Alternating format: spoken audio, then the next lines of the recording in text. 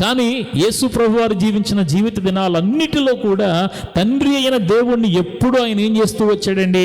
సంతోషపెడుతూ వచ్చాడు.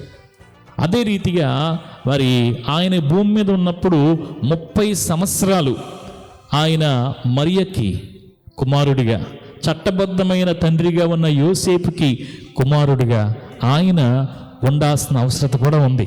వాక్యంలో మనకి ఏం కనబడుతుందంటే ఆయన 30 సంవత్సరాలు వారికి లోబడి జీవించాడు. దేవునికి మహిమ కలుగును గాక.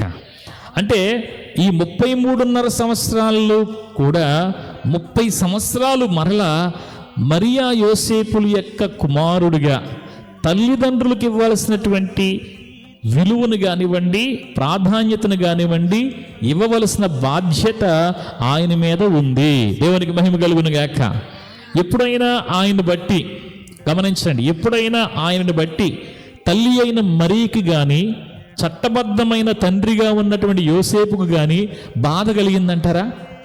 నష్టం కలిగిందంటారా? దుఃఖం కలిగిందంటారా? చూడండి, పరలోకమందు ఉన్నటువంటి తండ్రికి యేసు ప్రభు వారు ఏం కలిగించారు? ఆనందాన్ని కలిగించారు. భూ సంబంధమైన ఈ దేహానికి తల్లిగా ఉన్నటువంటి మరియ కానివ్వండి, చట్టబద్ధమైన తండ్రిగా ఉన్నటువంటి యోసేపు కానివ్వండి, ఏమండి, వారికి ప్రభు అయిన యేసుక్రీస్తు ఎప్పుడు కూడా ఏం కలిగించలేదో? బాధను కలిగించలేదు. అక్కడ కూడా వారి కుమారుడిగా యేసు ప్రభు వారు 100% ఆయన సక్సెస్ అయ్యారు. దేవునికి మహిమ కలుగును గాక.